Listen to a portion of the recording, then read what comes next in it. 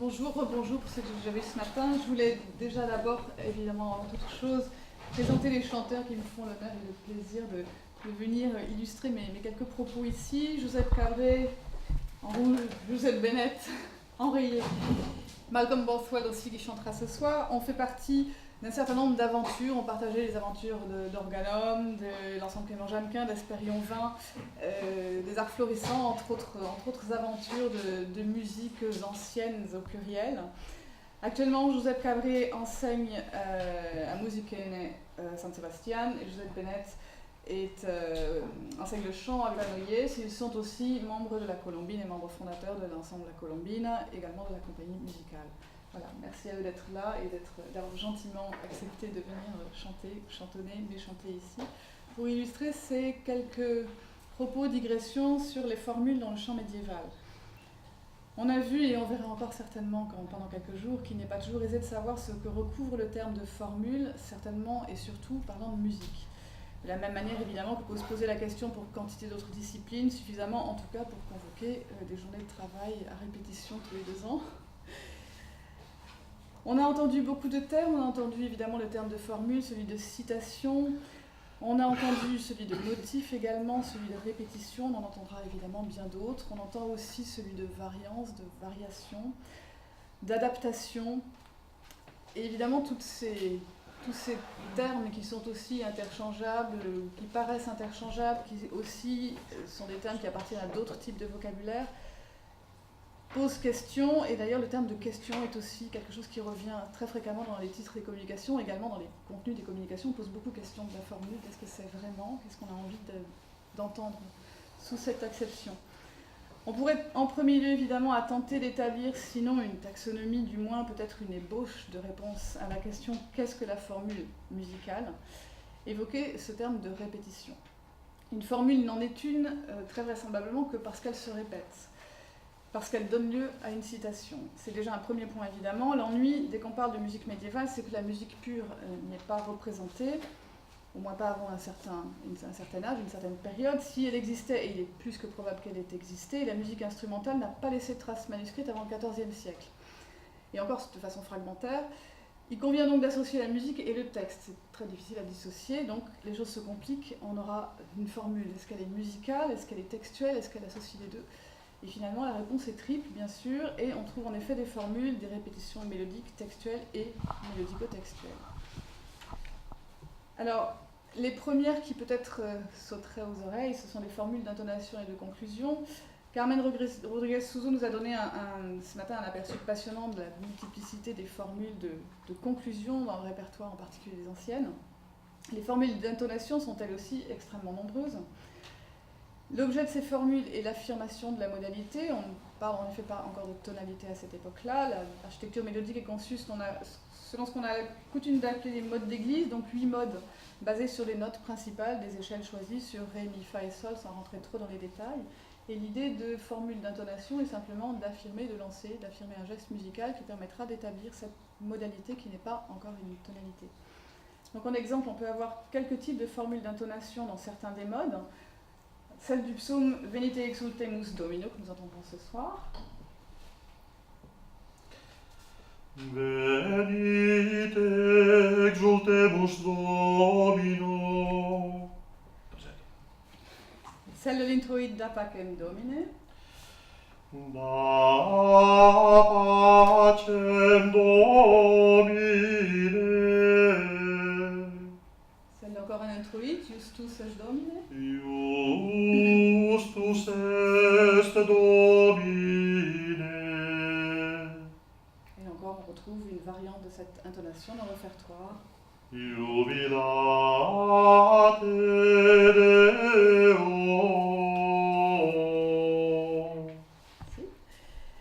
Cette intonation possède évidemment un intervalle caractéristique que vous avez pu entendre, qui précède une déclamation assez longue sur ce qu'on appelle la corde de récitation que Carmen évoquait ce matin, qui est en réalité la quinte de l'échelle. La particularité de nombreuses formules d'intonation de ce type est effectivement d'insister sur ces notes pôles du mode, précisément pour affirmer cette modalité qui se met en route dans ces premières formules et qui ensuite perdurera jusqu'à la conclusion de la pièce. Et nombreuses de ces formules se retrouveront dans la monodie profane également. Ce n'est pas qu'une caractéristique de la monodie religieuse latine, mais on trouve ça également dans la monodie profane. Donc quelques exemples ici chez les troubadours puis les trouvères. Donc Bernard de Ventadorn, le début du Canveil à la Lausetta Moder, dans une autre mode. Canveil la Lausetta Moder. Son compatriote Geoffrey Rudel avec l'Ancan di Johnson, l'Ancan Mai. L'Ancan di Johnson, l'Ancan Mai. Et chez les trouvères aussi un peu plus tardivement, Guillaume de Dijon. Chanterai pour mon courage. On a toujours cette idée de lancer une intonation et d'établir ce qui va être donc pas toujours une psalmodie dans la monodie profane, mais au moins une affirmation d'un mode et d'une corde de récitation. Parfois, ces formules proposées en guide d'introduction peuvent se retrouver répétées dans la pièce et ponctuer ainsi la mélodie. Dans l'hymne, par exemple, Jesu Redemptor Omnium, que vous entendrez ce soir, la proposition initiale clôt chacune des phrases et referme en quelque sorte la mélodie. On a ici des cadres rouges. Je m'aperçois qu'on voit très très mal. C'est un peu dommage, mais je ne peux pas faire, je pense, mieux, à moins que quelqu'un soit technicien et soit capable de... Non, bon. Tant pis. Donc il faut me croire sur parole. Les cadres rouges, c'est la même musique. Je vous aide, s'il te plaît.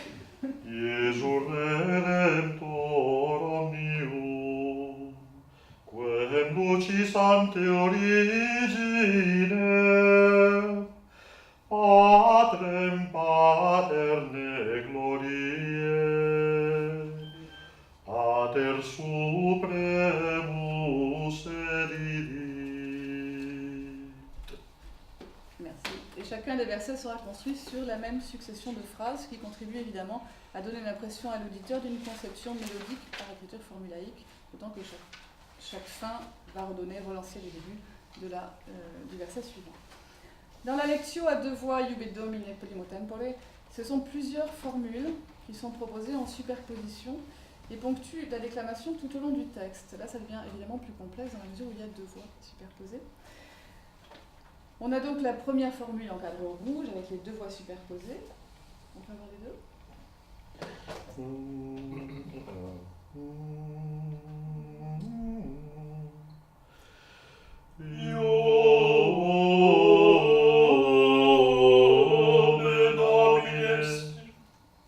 Etc., qui donc lance l'accord de récitation et qu'on retrouvera sur le début du verset suivant, Primo Tempore, et novis, Simo, etc., à chaque fois fait de la même manière. On a une deuxième formule sur la fin de la première phrase mélodique, sur la fin de Audentium. Inaures. Inaures audientium.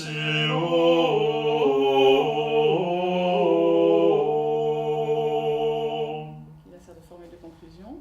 Et une troisième formule également en superposition vocale, le cadre vert qui est au fond, qui est largement relié à la première, Iube Domine, sur la fin de Benedicere, qui est aussi la fin de la première grande phrase mélodique de cette lecture. Et nos benedicere. Et nos benedicere.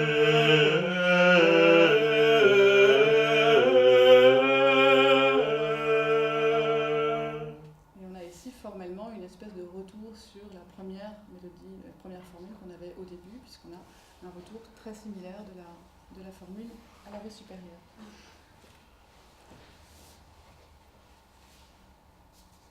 La formule d'intonation peut outrepasser son objectif de lancement du discours mélodique. Dans la lectio à deux voix Iube Domine Consolamini, la formule initiale se trouve générer la déclamation elle-même,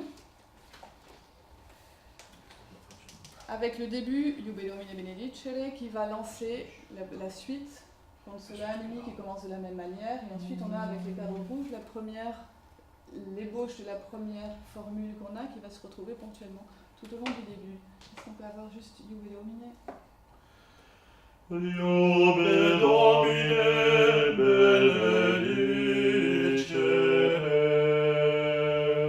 Et la suite, tout le juste au début. Consolamini, consolamini, popule meus, dici Deus vester. Merci. Et on a là donc en insérant toute la déclamation de la première phrase, consolamini, et la fin de la formule sur Dici Deus Vestel. Et donc cette formule initiale qui a servi à lancer la monodie, à lancer la déclamation, se retrouve finalement constituer la forme même de cette première phrase mélodique.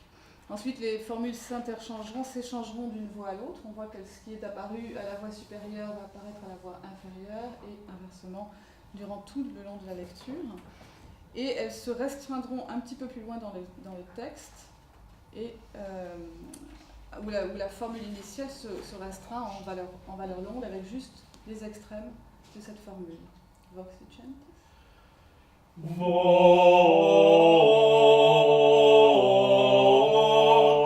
dicentis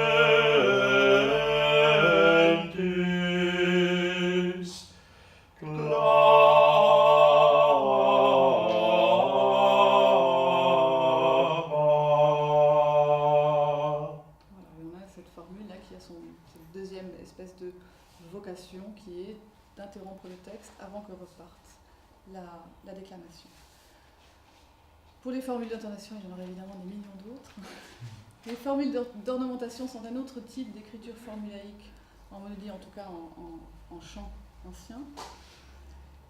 Elles ponctuent généralement la mélodie, plus ou moins régulièrement, c'est parfois de façon très très erratique. Elles sont parfois associées, mais parfois non, à un élément textuellement récurrent ou significatif. Dans le trait Deus meus respice in me, qui est très très long, deux formules en fait émaillent le texte, qu'on voit ici encadrée en rouge puis en vert, une formule très, très volubile qu'on pourrait appeler volubile, celle qui est dans le cadre rouge.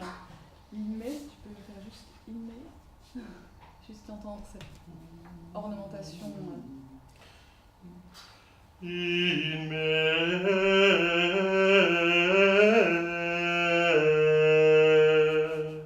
On retrouvera également sur Exaudies, Habitas, Factis sunt, et sur la fin de Et non homo. Exactement de la même manière qu'on l'a entendu, si tu peux juste en faire une autre. Ils sont vraiment très très peu variés, celles-ci. Au choix. Salute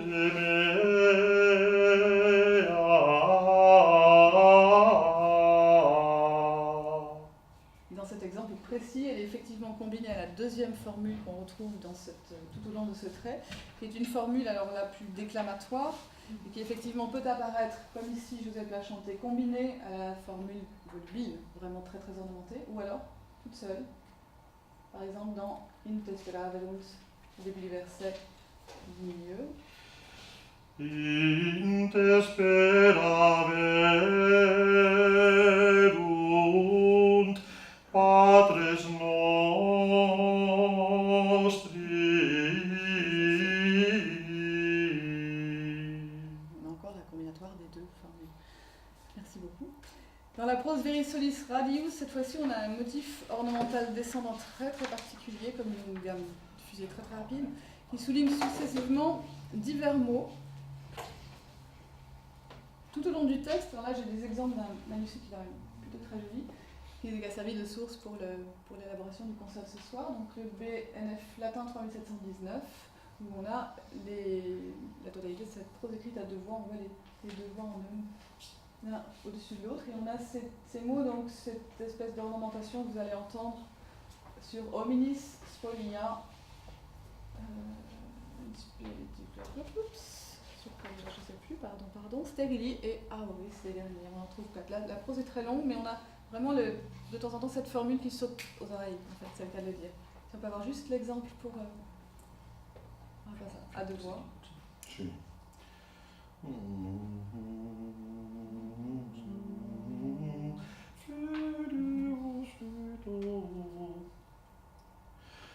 Filius et hominis.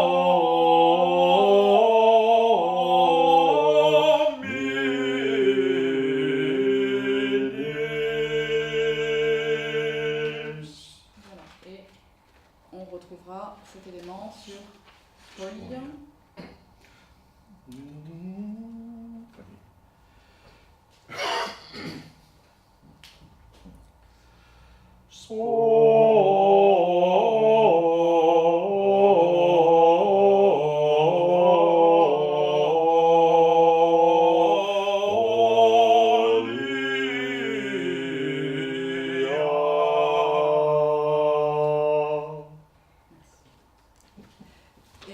ainsi de suite.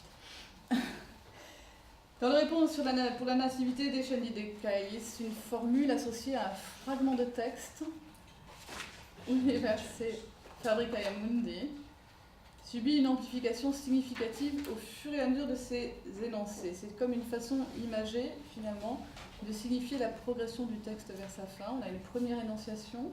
On voit ici, formal, les 4 énonciations successives de cette partie de texte, toujours entre mes traits rouges.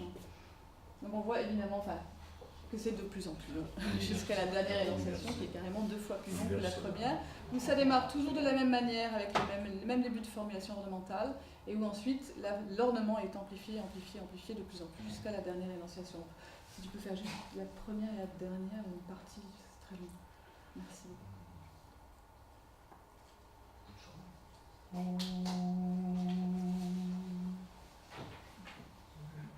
Universe fabricae mundi. C'est la version simple, la première énonciation et alors la dernière. Entière? Ouais. Universe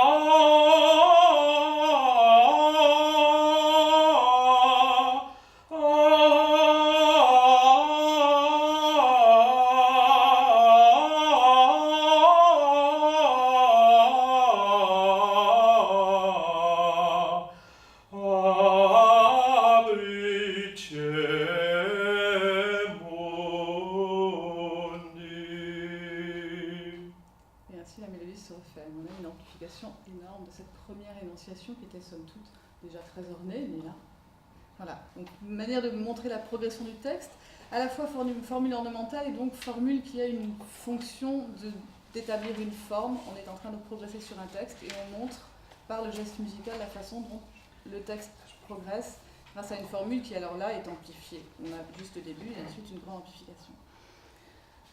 Donc ça me conduit à mon dernier point, une des dernières possibilités finalement, des derniers possibles en parlant de formules, c'est dans les formules qui sont génératrices de formes et qui aident à la compréhension formelle d'un texte et qui aident le compositeur à l'élaboration architecturale de sa composition. Elles donnent parfois donc lieu à des découpages formels très très précis. C'est évidemment une manifestation d'un processus compositionnel en évolution qui sera donc de plus en plus tardif, enfin vers la fin de la période médiévale, on aura de plus en plus des formules qui vont devenir génératrices de formes. En fait. C'est la différence entre la formule qui devient forme, particulier encore une problème de terminologie qu'on aura certainement à aborder pendant la table ronde. Dans la lecture Juve Domine Consolamini, par exemple, les formules donc, passaient d'une voix à l'autre. On avait ce qui était vert devenait bleu, ce qui était bleu devenait vert, etc. Donc, on a déjà une espèce d'idée de génération de la forme, en réalité, du texte. On a donc Consolamini qui se retrouve ensuite à la voix inférieure, etc. Bon, ça ira, je pense que c'est assez compréhensible comme ça. Ces mêmes cas se retrouvent dans certaines pièces courtes, comme par exemple le conduit Universi Populi, qui est entièrement conçu à partir de 2 formules mélodiques parfaitement interchangeables, qui passent d'une voix à l'autre. Ces formules dessinent une octave, donc l'intervalle entre la même note, une octave plus haut tout simplement, descendante dans un premier cas, puis ascendante, et à la voix inférieure, on a exactement le miroir de ce qui s'est passé, avec l'octave ascendante dans un premier temps, l'octave descendante dans un second temps, le geste évidemment d'une évidente simplicité, et la formule finalement réduite à une échelle de Ré qui évidemment assoit le mode, même si ce n'est pas une formule d'intonation, mais bien quelque chose qui a un rôle formel à cet endroit-là. Est-ce qu'on peut avoir juste une voix après l'autre, puis 2 ? On va avoir juste la première voix puis la seconde, ou inversement, et ensuite la superposition des deux. Universi populi, omnes iam gaudet. crudelis vinculi, metum removete. Universi populi, omnes iam gaudete, et crudelis vinculi, metum removete. Et le résultat final. Universi populi, omnes iam gaudete, et crudelis vinculi, metum removete. Merci. Conduite strophique, donc chaque strophe va évidemment reproduire la même musique, et là on aura bien évidemment cette notion de formule répétitive, génératrice de forme, et de toute façon, répétition, formule, et ainsi de suite. De façon plus complexe, les formules voyageant ainsi d'une voix à l'autre donnent parfois lieu à des amplifications sonores du texte. C'est l'exemple du début du conduit Procurans Odium à 3 voix, où on a différentes formules qui se succèdent à travers le texte. Au moins pour le début, j'ai montré le début, après ça se passe pendant toute une partie du texte, et on a toutes ces choses qui se répondent entre les 3 voix. Ici nous n'avons que 2 voix pour l'instant, on en aura 3 ce soir. Et on voit bien qu'on peut jouer, le compositeur a joué avec ces formules qu'il a simplement mis en patchwork d'un côté et de l'autre, et ça l'aide à articuler son discours de toute façon et à faire ressortir certains types de mots. Au moins au début, est-ce qu'on peut avoir un exemple de... On peut voir l'exemple Tu nous fais la première voix. Du même motif. Du même motif, par exemple. Allez. Procurans odium effectu proprio. En passant d'une voix à l'autre. En passant d'une voix à l'autre, c'est le cadre vert. C'est comme si, effectivement, on avait à chaque fois la même chose. Et ensuite, juste une autre. Fast forward primera. Y yo faço la tercera. Allez. Procurans odium effectu proprio. On a donc là la structuration du texte juste à l'aide d'une formule qui est un motif finalement. Et là, on a ce qu'un motif, c'est une petite formule. Bien. On pourra poser la question ici aussi. Sur le plan formel, elle structure donc la pièce par la couleur vocale. Comme dans la première partie, l'organum Alléluia pose, oui, on a une répétition interne de formules qui là peuvent être très très longues. Je ne sais pas si... Oui. Allez, si vous voulez. Merci beaucoup. Qui vont elles aussi se répéter. Dans la première partie, on aura presque une partie par formule. C'est-à-dire qu'on a une formule qui génère une partie et ensuite on change, on passe, on a du bleu, du vert et du jaune tout au long de la pièce.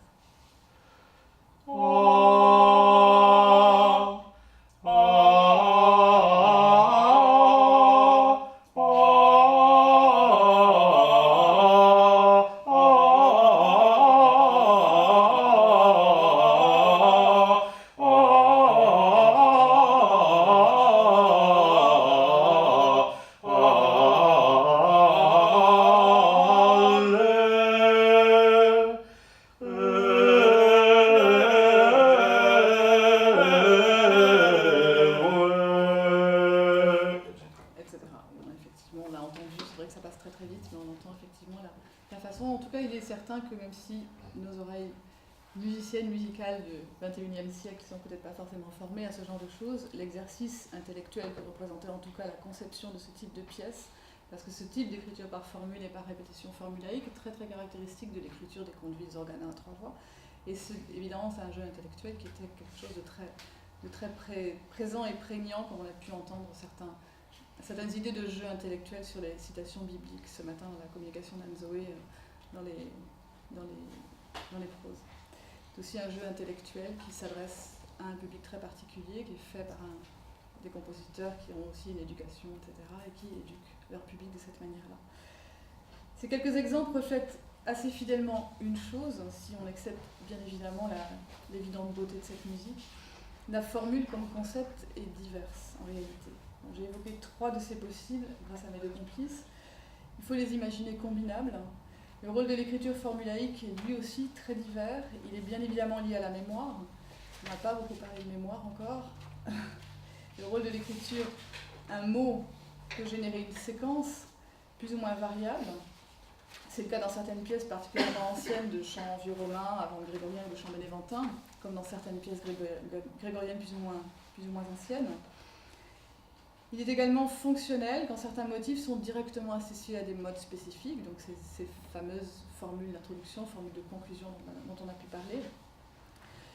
Il est lié à la structure d'une pièce, à la volonté d'architecturer par la répétition, comme on a vu également dans certains types de pièces peut-être plus tardives, celle-ci. Ce sera le cas dans le nombre, évidemment, d'organas de l'école de Notre-Dame, qui sont après cette fin de cette période-là qu'on pouvait plus juste entendre là. Il est clair qu'une fois observé, analysé, répertorié les types d'écriture utilisant des formules, il restera tout de même, il ne faut pas négliger cet aspect-là, à les oublier pour ne plus écouter que la musique. Et donc ce soir à 20h30. Merci.